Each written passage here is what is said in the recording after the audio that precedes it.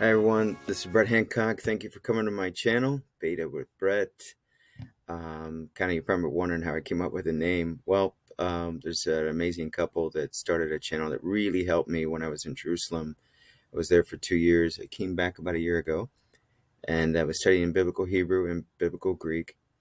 And the channel is called Aleph with Beth, and so the first two letters of the Hebrew alphabet, Aleph and Beit. So it's kind of a play on words there. But their channel is amazing. Their methodology, very interesting, very similar to what I experienced in Jerusalem, just an immersive environment where you're just speaking the languages. That's what you're hearing from the teachers. They start very easy, very simple, and then just incrementally, just like a child learns their native language. So that's kind of the mentality and the methodology of that kind of approach. So I want to do a little bit of a mixture. I think it is a powerful thing, but I think mixing it together with English, I think in some regards can help people. But then again, not everybody speaks English, but it is kind of the lingua franca around the world and stuff. So anyway, so that's what I hope to do on this channel. I just hope to help people in learning Biblical Greek, and eventually maybe I'll do something with Hebrew, but for right now I'm just going to focus on Greek. And so, yeah, I in 2015, I had a coworker, just to give you a little background, that in our discussions about things, I was talking about, early church writings, first few centuries, those writings, the Ante-Nicene Fathers. And she made a suggestion to me, since she had a classics degree, where in the classics bachelor's program, you study ancient Greek and Hebrew, or sorry, ancient Greek and Latin. And she encouraged me to study that, to study ancient Greek. And, since I had an interest in the Greek fathers and the church fathers. And so, my initial thoughts, not only, was just like, no, there's no way, that's too difficult. I can't do that. And so I say that because anyone that feels like, no, I can't learn Greek, it's just a matter of, just like any language, it's a matter of investing the time. And there is a time commitment to learn it, but it does help you in some different ways to get closer to the text. I'll just make you, a lot of people that maybe approach this point where they're like, should I learn Greek or whatever? Especially if you're in the United States, we typically in the United States don't know more than one language. I think there's some people, like there's a fairly large Hispanic contingent here, to where they speak Spanish and English, so they know what it's like to have two languages and what it's like to go between one language and another. But there's a lot of us, we just don't know what it's like, trying to go between one language and the other. And so we don't know. We just assume as Christians that, when you go an English translation, it's just going to be a one for one. It's just and they don't realize that between languages, there's choices that a translator has to make of what they think that the person, like, say, for instance, if you go to, for those of you that are Christians, if you go to a church and somebody's translating, let's say somebody's visiting from, Latin America, South America, or some other place, and they're speaking in their native language, and there's somebody on stage that's translating. Well, they're making certain assumptions about what they think that the speaker is saying.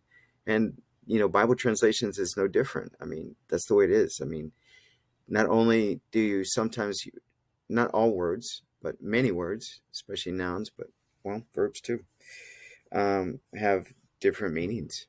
And so then you got to look at the context to go, okay, I think this particular meaning is what. And of course, there's a long running tradition that stretches all the way back through various languages, Latin, whatever, where people can look and see, well, how was it understood before? Translators probably do that as well.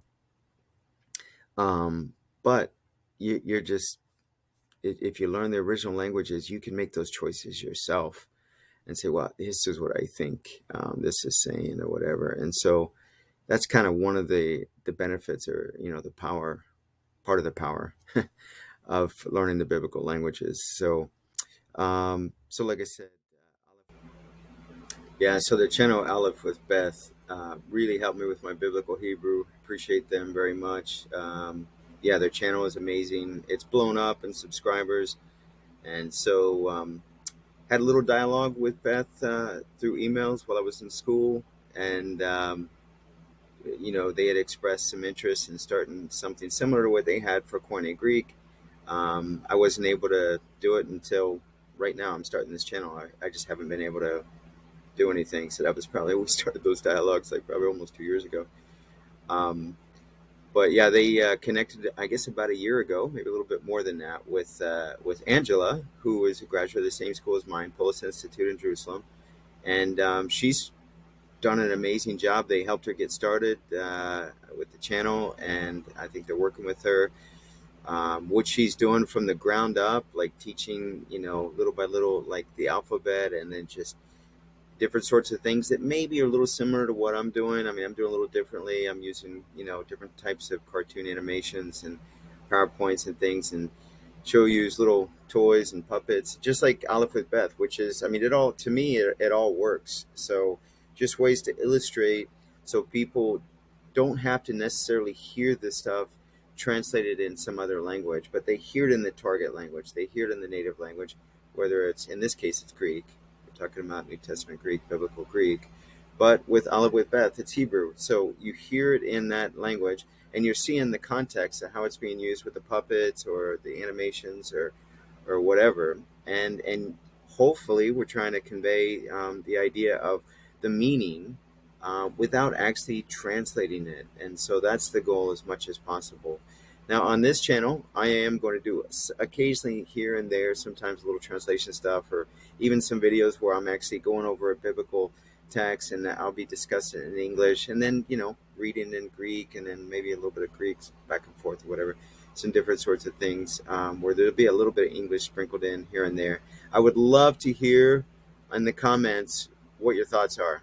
It's good, it's bad, don't do this, don't do this. I like it when you do this. Please help me, guide me, give me some feedback so I can see what works for you, and that'll help me steer me for future videos. Appreciate it. All right. I am doing simpler things, and then, going to do a mixture of, beginner, intermediate, towards advanced, things like that. Videos of different sorts. I mean, for the videos that I have on my channel, maybe you've noticed, I've got some different cartoons. I'm taking some different approaches using PowerPoint animations, different things. And I'll continue to experiment with different things to present, the ancient Greek language, the Koine Greek language, the biblical New Testament language, in various ways to help you speak the language, listen to it in the language, practice it yourself. I really encourage you, because this whole method is really largely based on that. It's like learning any language. I mean, when you're in school and they're offering Spanish or French or whatever, different languages. When I was in school, I remember in ninth grade, they were offering us either Latin or Spanish or French. I chose Spanish, but but when you're faced with those challenges, anyway, when you start to learn these languages, you realize, yeah, I'm learning to speak the language. It's not just a translation from Spanish or French to English kind of class. I mean, you're actually learning to speak the language. And so that's the approach with the living language approach that Polis Institute in Jerusalem, that I went there for 2 years and graduated from. So I started with them in summer of 2016. I went to Southwest Florida and took an 8-week immersion. And it was pretty intense. It was because there's no English spoken in class. We met about five hours a day for 5 days a week, and I got a lot out of it. Went away with a lot of audio recordings, kept practicing. The following summer, I had an opportunity to go to Rome for 3 weeks and take a little bit more of an intermediate or so 3-week immersion there to kind of try to advance along. In late 2000, I think it was September 2018, I hooked up with a tutor who graduated from the same school, Polis, and met with him, once a week, more or less once a week, and we would read some Greek text and discuss it in Greek. We didn't really use almost no English at all in our meetings. We met for about 8 or so months before I actually went to Jerusalem for 2 years and stuff. So anyway, I desire to teach Greek. I'm on WYZANT.com. for tutoring, various subjects. My career has been since my late 20s, when I graduated from University of Central Florida in Orlando. Basic electrical engineering, design, software. So I do tutor some different programming languages there, but I also offer tutoring Hebrew, biblical or modern. I'm not fluent in modern Hebrew or biblical Hebrew, but uh, but intermediate level, and I continue to study Hebrew. I think the modern Hebrew has really enhanced my biblical Hebrew. There were a lot of us students in Jerusalem that were taking that approach and just seeing the benefits of it. In fact, I had some fellow students that kind of talked me into doing it, and my professor, after the end of the first year, over the summer, he was like, you should take modern Hebrew. That's going to help you a lot, because speaking the language, which is kind of the argument that I'm making here, and the whole idea is going to help you internalize the language, because the goal is to read the text. And by speaking the language in any pronunciation, it doesn't matter. People make such a big deal about pronunciations. The pronunciation choice, in my opinion, is look for a community where you're going to be able to practice it. And it's that practice, like I want to do here on this channel, in some regards, with those that, subscribers and those that come and view and use the videos to help you speak the language. Now, it's an Erasmian pronunciation. And I know there's a lot of people out there. There's a restored ancient, there's a theory out there of what the restored pronunciation is, what the original pronunciation was in the time of Jesus. And so there's a restored pronunciation based on that. And there's, I guess, those of us that like the Erasmian pronunciation, it's not like we like how it sounds. And I do like how it sounds.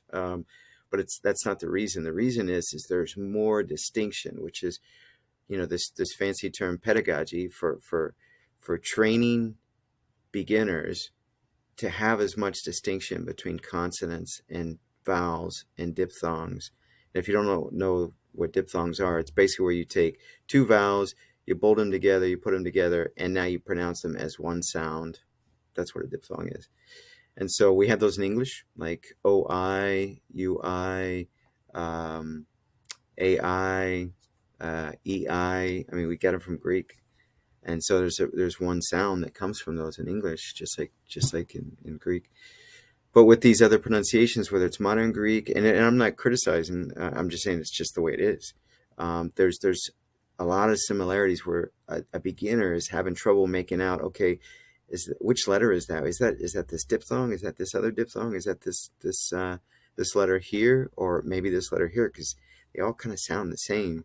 And with consonants, well, this consonant sounds like this one. It sounds like this one. But with Erasmian, there's pretty much, almost without exception, distinctions between all the consonants, all the diphthongs, all the vowels, with hardly any exceptions at all. And it's just easier for beginners to get on board and start recognizing what word the speaker just said. And again, speaking it, the goal is to read the text. So anyway, I want to help you with that. And so yeah, I'm going to have different types of videos. Some of them will be in English, some of them. Like I did a video here that's already on the channel about just looking at some of the frequency of occurrences of participles, so we can kind of a little bit gain an appreciation for why participles are so important in New Testament Greek and Biblical Greek, and Koine Greek. So anyway, I will leave you with that. That's this video is pretty much just an introduction to those that are just coming to the channel. All right, God bless.